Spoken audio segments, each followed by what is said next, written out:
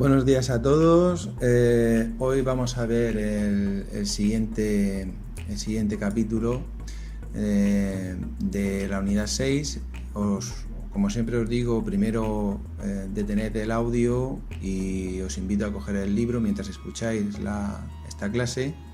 Estamos en la página 154 y 155, aunque prácticamente solo la 154, y vamos a ver el capítulo tercero de esta unidad dedicada al ascenso de los totalitarismos. Como os comenté en la clase anterior, el crack del 29 y sumadas a las condiciones económicas que se establecieron después de la Primera Guerra Mundial a través de los distintos tratados de la Paz de París y sobre todo en el más importante de ellos, que fue el Tratado de Versalles, pues todo eso formó un cóctel bastante peligroso para el desarrollo de las democracias en Europa. Al principio se intentó conformar gobiernos democráticos o regímenes democráticos, pero estas democracias van a demostrar su debilidad. No van a tener el suficiente poder de convicción ni van a realizar una gestión suficientemente eficiente como para que la población en general, tanto la masa obrera como el campesinado, los viera con buenos ojos. El principal problema era que esa terrible crisis económica que supuso el crack del 29, pues la mayoría de la población culpaba precisamente a estas democracias de esa situación y creían que eran insuficientes y eran un problema para poder salir de ellas. Esa desesperación de la población europea por salir de una situación económica terrible, pues fue lo que propició que la democracia pasara a un segundo plano y empezaran a cobrar más atractivo posiciones radicales, tanto de izquierda como de derecha. Ya vimos que se produjo en Rusia la revolución bolchevique, liderada por Lenin, y ese fue el primer, giro crítico que tuvo la sociedad en esta época, en la que la población, en la que el proletariado, la clase obrera, pues se rebela frente al gobierno del zar y esa situación pues tan terrible que vivían de semifeudal en Rusia. Pero como ya os he comentado, pues esas revoluciones espontáneas de 1913 y de principios de 1917, de febrero del 17, pues luego cuando llegó Lenin al poder y a su segundo de a bordo, que era Trotsky, pues traicionaron en cierta medida a los soviets, a las agrupaciones de trabajadores que en teoría pues serían los que debían tener el control de la producción, sin que hubiera un estado dictatorial que les controlara. Y como vimos, pues esto no fue así, porque Lenin estableció un gobierno, un estado muy fuerte, hipercontrolador, y se va a producir esa paradoja en Rusia. Sin embargo, en el resto de Europa, pues precisamente con esta situación, pues empezó a generarse un temor a que el comunismo se extendiera al resto de Europa. Y eso también favoreció, aparte de las condiciones económicas como consecuencia tanto de la propia guerra como del crack del 29 en Estados Unidos, pues propició que la población cada vez se quisiera refugiar en posiciones más radicales de derecha. Así, pues van a haber revueltas tanto de la clase obrera como del campesinado, y poco a poco pues la extrema derecha pues se va a hacer cada vez más fuerte, y su discurso se va a hacer cada vez, como he dicho, más atractivo para la mayoría de la población, porque era un discurso populista y muy extremo que se salía de esa digamos situación de tibia o un poco incompetente que tenían las democracias en esa época, que no les satisfacía y que veían que no obtenían resultados, que simplemente pedían calma, pero claro, ellos están viviendo una situación extrema económica y no le puedes pedir a una población que mantenga la calma cuando no tienen que llevarse a la boca. De esta forma, pues las ideologías como la ideología fascista en Italia o la ideología del nacionalsocialismo alemán, pues van a ver la oportunidad de expandirse y de tener un respaldo mayoritario por parte de la sociedad. Sin embargo, los regímenes totalitarios en esta época, decir que unos eran de derechas y otros de izquierdas es muy confuso, porque el fascismo italiano sí se puede decir que era de derecha, pero el nacionalsocialismo alemán, pues ya lo dice el propio nombre del partido nazi, nacionalsocialismo, o sea que era un socialismo, pero su particularidad es que era un socialismo nacionalista,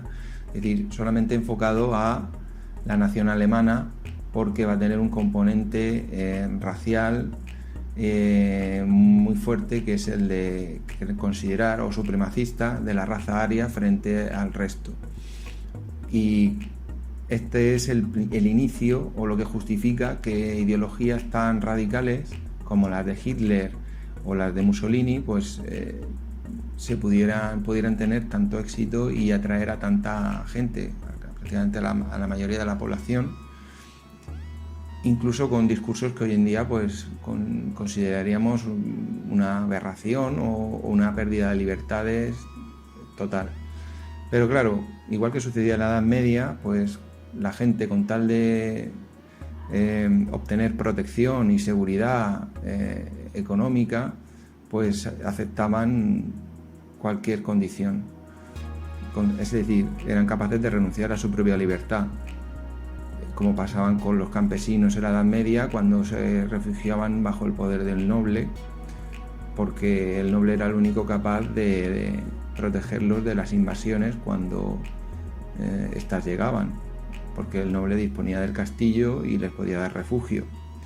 Pues de alguna forma aquí se repite algo parecido. Tanto Hitler como Mussolini prometían un Estado fuerte, militarizado, que culpaba al resto de países de su situación y que intentaba favorecer ese espíritu nacionalista, pues exacerbándolo o alimentándolo de una forma extrema. Pero en realidad las políticas tanto de Rusia como las de Alemania o las de Italia eran muy similares entre sí, porque había un Estado totalitario, ya después de Lenin, que le sucederá a Stalin, en el que toda la población va a sufrir, tanto en el régimen nazi como en el régimen fascista italiano, como en el régimen totalitario comunista liderado ahora por Stalin, en la URSS, pues van a sufrir una privación de libertades y una violación de los derechos humanos. Ya os enseñé en clase algunas fotografías del fascismo en Italia, donde las palizas y las escenas violentas, pues los movimientos violentos estaban incluso alentados y permitidos por el Estado frente a aquellos que podían presentar oposición al régimen. Y así se fue fraguando esta nueva mentalidad en Europa. y se va radicalizando y extendiéndose, sobre todo alentado por el miedo a que sea una dictadura externa como la del comunismo, que Stalin quisiera conquistar el resto de Europa y perder su identidad nacional. Por eso también el nazismo pues va a exacerbar ese sentimiento nacional, aunque ya os digo que al principio, cuando veamos el principio del conflicto de la Segunda Guerra Mundial, Stalin y Hitler serán aliados. De hecho, sus diferentes lugartenientes, líderes de propaganda, van a estar de acuerdo. Luego esto cambiará. Stalin romperá con Hitler y entonces, de hecho, el frente oriental será el que termine con el régimen nazi antes que la acción de los aliados franceses, ingleses y norteamericanos. Y también en esta época, en torno a 1936, y anteriormente, pues como podéis ver en el mapa de la página 155, en el mapa temático que aparece ahí, pues veis España de dos colores. Eso lo que intenta reflejar es el conflicto que se produce en el 39, que es la guerra civil. Bueno, empieza en el 36 y termina en el 39, pero Portugal también va a sufrir una dictadura, ¿vale? La dictadura que podéis ver en ese eje cronológico en casi todos los países de Europa, en Polonia, en la dictadura primero en 1923 de Primo de Rivera, porque Alfonso XIII es incapaz de gobernar, en la dictadura de Mussolini, en Hungría también habrá una dictadura, de Salazar en Portugal, de Hitler en Alemania, incluso en Grecia va a haber una dictadura. Y luego pues aquí en España, como veis en el mapa, pues está dividida por la guerra civil, y como veis las zonas que apoyaron o que resistieron al avance del franquismo o en este caso del movimiento nacional, porque el franquismo todavía no se había establecido porque no se había acabado el conflicto, pues son las zonas que comprenden hoy en día Cataluña, la parte del Levante, incluso la región de Murcia, parte de Andalucía, de Castilla-La Mancha y Madrid. Y fijaos, pues que no es casualidad pues que esto tenga un eco en la actualidad con el tema porque los independentistas catalanes se aferran mucho a ese espíritu victimista de que ellos siempre han sido, desde la guerra de sucesión que ya vimos, apoyando al archiduque de Austria frente a Felipe d'Anjou, a Carlos de Austria, pues desde entonces ellos siempre creían que habían constituido la resistencia frente a las ocupaciones extranjeras y durante el franquismo pues fueron el gran centro de resistencia, aunque luego pues claro, perdieron la guerra. Y de ahí viene un poco, pues lo instrumentalizan mucho ahora en Cataluña para defender el independentismo, y pues tergiversando la historia y manipulándola de una forma pues a veces escandalosa, fomentando el odio, a una xenofobia frente a lo español y que tampoco es justa. Ni justo fue el franquismo, ni tampoco fue justo el comunismo, y todos ellos tienen por qué callar, porque al final cometieron los mismos errores, que fue instaurar regímenes totalitarios en la que el Estado se convirtió en un auténtico monstruo controlador al que no se le podía llevar la contraria, salvo que te expusieras a perder la vida o la libertad en el mejor de los casos. Por lo tanto, ya sé que a la hora de estudiar cualquier periodo histórico, pues nos gustan que nos pongan muy claro pues el bando de los buenos, el bando de los malos. Estos eran, en esta época, la verdad, es todo muy confuso. Yo creo que ninguna dictadura, sea el signo que sea, comunista o fascista o de derechas, de izquierdas o derechas, el hecho de que sea una dictadura es lo que es, dependiente del signo político en el que se base. Si tú privas de la libertad al pueblo, da igual que sea en nombre de Marx como en el nombre del nacionalismo fascista, sigue siendo un atentado contra los derechos humanos. Por eso yo lo que intento en esta asignatura de historia contemporánea pues es que sepáis ver las cosas desde el punto más neutral posible, desde el punto más objetivo. Y yo creo que no me equivoco al afirmar que ningún totalitarismo, ninguna posición radical, sea de izquierdas o de derechas, puede ser saludable para una sociedad. Creo que la democracia, si realmente es una democracia y si el pueblo puede tener voz y las políticas sirven para atender las necesidades del pueblo y no las necesidades de una élite, pues siempre creo que ahí es donde nunca vamos a equivocarnos y vamos a seguir el camino correcto, el camino, en fin y al cabo, de la democracia, pero de la democracia real, no de aquellos que se aprovechan de la democracia para seguir haciendo lo que les da la gana. Es decir, enmascarándolo de democracia, utilizando el disfraz de la democracia para seguir manipulando a las masas y como hemos visto, propiciando la corrupción, que ya hemos visto que en España no es algo nuevo, que ya en la época de la reina Isabel, pues con ese turnismo de los partidos de izquierda y de derecha, pues había una corrupción clara. Un turnismo que hoy en día pues, hemos visto también en historia contemporánea más reciente de España, en ese turnismo de los partidos de derechas y de izquierdas que nunca deja satisfecha a la sociedad española,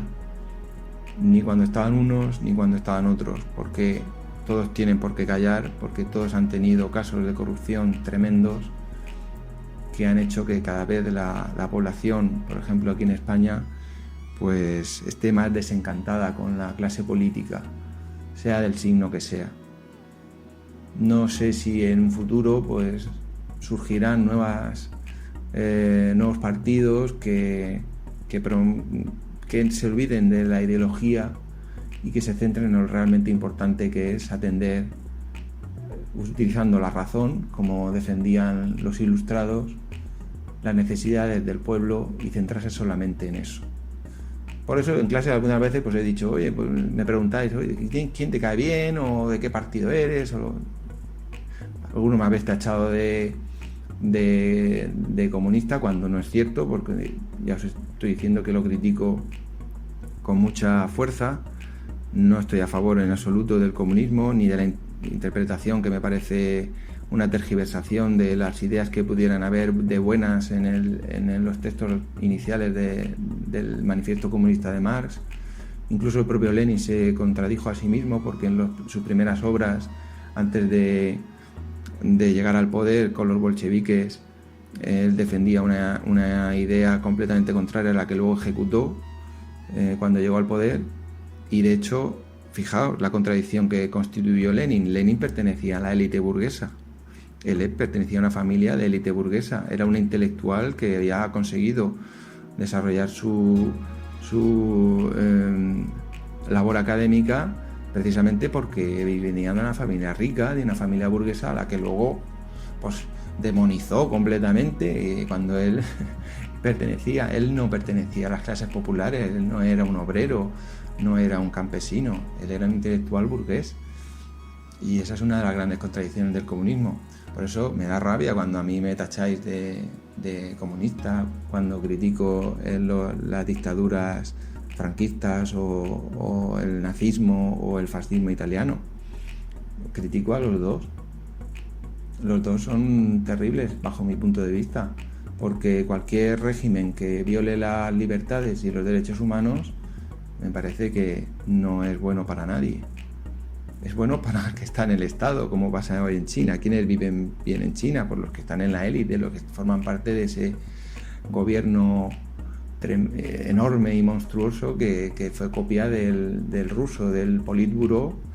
de ese Kremlin, de esa élite militar y política, que es la que realmente gobernó la Unión Soviética hasta su disolución con la caída del muro de Berlín. Y aún así hoy en día tenemos a un gobernante como Vladimir Putin que sigue manteniendo una mano de hierro sobre el resto de la población, y cada vez la democracia en Rusia está más puesta en tela de juicio. De hecho, ya se habla de que Vladimir Putin pueda estar otros 10 años gobernando sin ni siquiera consultar al pueblo. Así que pues lo que intento es un poco abriros los ojos a esa posición que considero que es, como decía Aristóteles, donde está la virtud, que es el punto intermedio,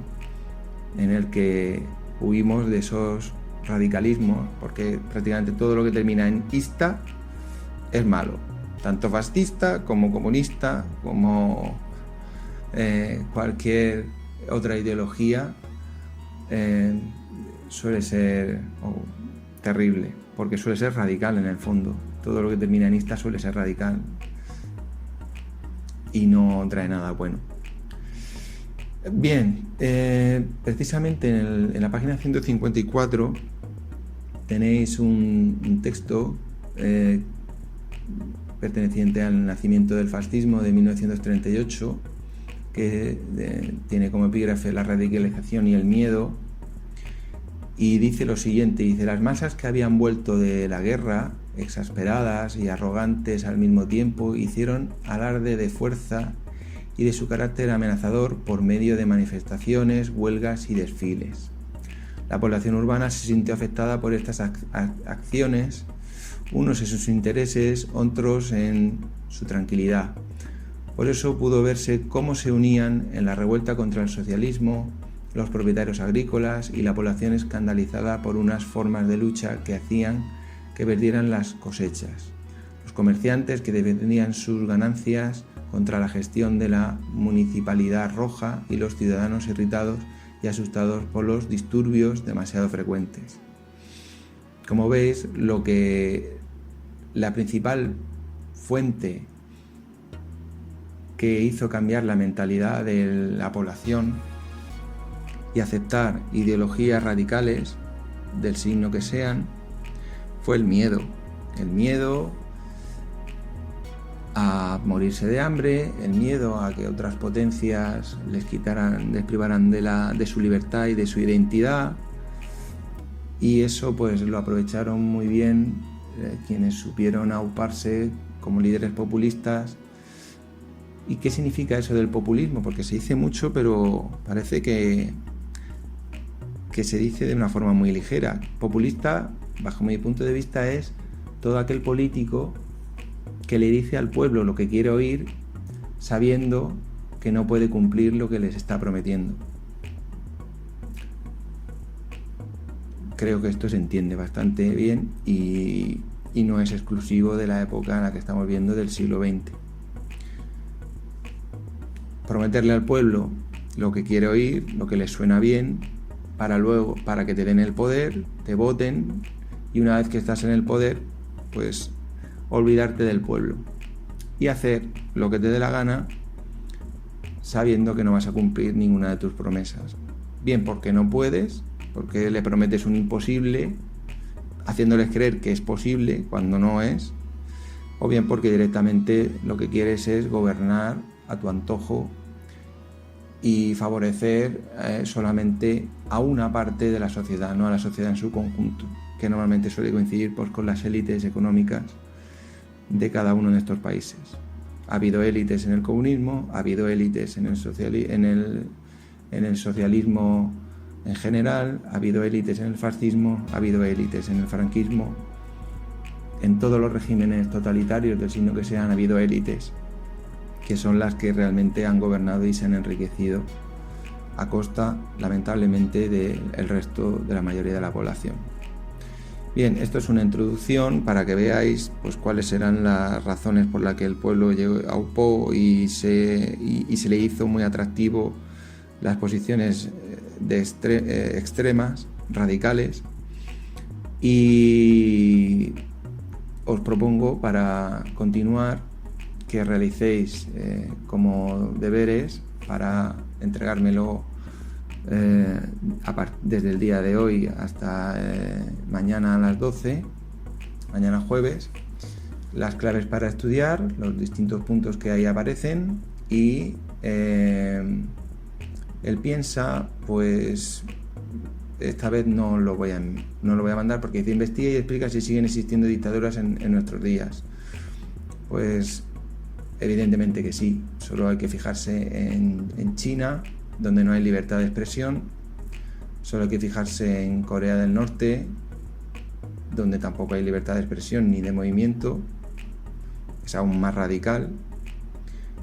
O incluso en algunos países de Sudamérica, en Venezuela, donde la democracia está muy puesta en tela de juicio, en Cuba y en otros países de Sudamérica, etcétera. Y en África también, sobre todo en Centroáfrica, sigue habiendo dictaduras y sigue siendo pues algo negativo. Lo cual no quiere decir que todos los liberalismos o aquellos que existen en el mundo sean positivos. Hoy en día podemos ver gobiernos democráticos que hacen auténticos desastres en sus países, y el hecho de que unos sean monárquicos, otros sean repúblicas, pues eso solamente es una etiqueta. Hay repúblicas que podrán ser maravillosas, igual que habrá repúblicas que sean horribles y espantosas. Todo depende de la voluntad de sus gobernantes y de si realmente son demócratas y velan por los intereses y los derechos del pueblo, o son lobos vestidos con piel de cordero. Bien, haced las claves para estudiar, los distintos puntos, el piensa no, y me lo entregáis como muy tarde mañana a las 12.